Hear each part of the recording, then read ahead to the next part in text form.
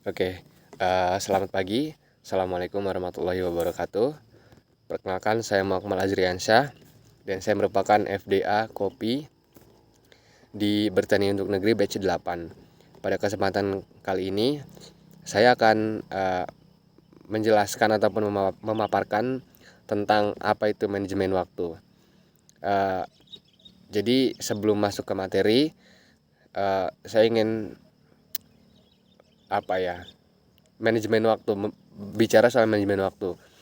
Manajemen waktu itu merupakan salah satu cara untuk mengatur ataupun membuat jadwal ataupun schedule ataupun kegiatan secara teratur, sehingga kegiatan-kegiatan yang dilakukan dapat dapat sesuai dengan jadwal yang telah ditentukan. Nah, dalam hal ini manajemen waktu itu merupakan satu kegiatan ataupun salah satu kontrol untuk kita agar tetap mengikuti batasan-batasan ataupun batasan-batasan yang sudah ditetapkan. Ya, jadi kurang lebih manajemen waktu itu seperti itu bahasa kasarannya. Saya ingin mulai permasalahan manajemen waktu di sini. Biasanya orang ataupun mahasiswa ataupun pekerja ya pada umumnya lah ya, mengalami permasalahan dalam manajemen waktu itu karena mereka tidak menyusun jadwal harian ataupun jadwal mingguan untuk kegiatannya. Jadi ya itu permasalahan yang pertama, mereka tidak membuat jadwal ataupun hariannya atau mingguan. Lalu permasalahan yang kedua, biasanya orang ataupun mahasiswa tersebut ataupun pekerja ataupun pada umumnya dia menganggap sepele pekerjaan yang ia kerjakan ataupun pekerjaan yang diberikan kepada dia. Lalu yang ketiga, permasalahan yang sering ditemukan adalah karena orang tersebut tidak membuat skala prioritas, sehingga ia merasa bingung ataupun merasa kewalahan dengan apa-apa yang terlebih dahulu yang akan ia kerjakan. Nah, biasanya hal ini membuat orang tersebut menjadi menjadi dilema antara mengerjakan yang A ataupun B. Kita misalkan ada 3. Di sini ada urusan A, B, C. Ketika dia tidak membuat skala prioritas, maka dari itu ia akan merasa kebingungan untuk memilih mana yang terlebih dahulu diprioritaskan, mana yang lebih dahulu diprioritaskan ataupun dikerjakan. Akhirnya hal ini berpengaruh terhadap manajemen waktunya dia terhadap pengambilan keputusan. Seberapapun waktunya itu jujur itu sangat penting dan berharga.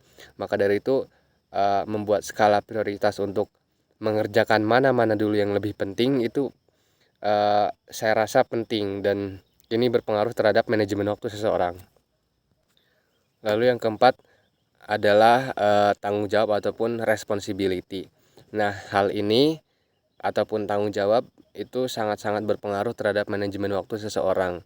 Kita tahu bahwasanya kita hidup di dunia ini, kita bisa bekerja ataupun kita memiliki tugas dan lain sebagainya. Hal itu berpengaruh terhadap manajemen waktu kita.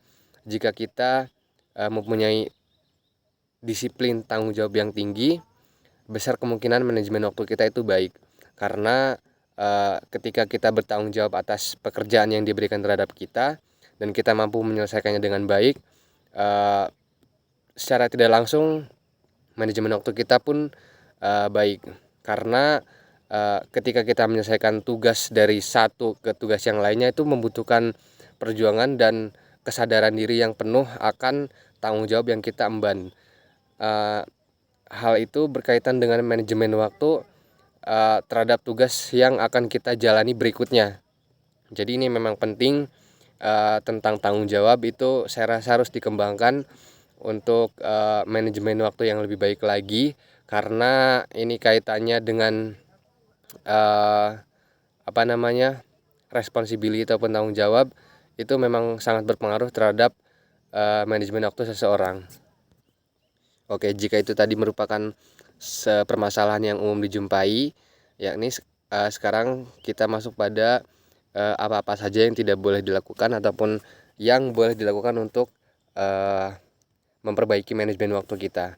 Oke, yang pertama adalah kita harus membuat jadwal ataupun schedule per hari tentang kegiatan apa-apa saja yang ingin kita lakukan. Itu bisa per hari ataupun per minggu. Terus yang kedua adalah kita membuat skala prioritas, ya tentang apa yang lebih penting, tentang mana yang lebih penting untuk kita kerjakan, kemudian kita petakan, begitu. Yang ketiga adalah kita harus memiliki kesadaran penuh akan tanggung jawab yang kita emban ataupun tugas-tugas yang diberikan terhadap kita, karena itu sangat berpengaruh sekali terhadap manajemen waktu, sehingga kita bisa lebih memanage waktu dengan baik ketika kita memiliki tanggung jawab ataupun kesadaran penuh akan tugas-tugas yang kita kerjakan ataupun tanggung jawab yang kita emban, begitu. Lalu yang perlu dilakukan keempat adalah kita harus bisa tegas terhadap diri kita sendiri tentang jadwal yang sudah kita buat, dan kalau perlu kita memberikan konsekuensi atas apa yang berhasil kita kerjakan dan apa yang tidak berhasil kita kerjakan selama proses perbaikan manajemen waktu. Semisal untuk 1 minggu ini saya berkomitmen untuk tidur tidak lebih dari jam 11 malam.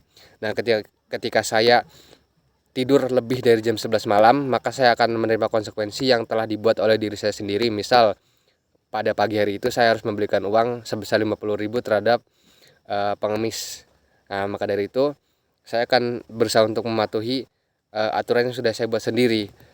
Nah, ini juga berpengaruh terhadap manajemen waktu sehingga kita bisa memiliki waktu istirahat yang cukup, yang pada akhirnya ujung-ujungnya itu adalah kita bisa mengikuti jadwal dan secara tidak langsung manajemen waktu kita sudah sedikit lebih baik, begitu.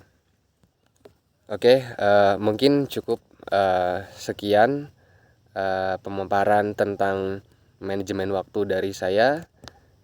Saya Muhammad Azriansyah, pamit undur diri. Bila taufiq wal hidayah, wassalamualaikum warahmatullahi wabarakatuh.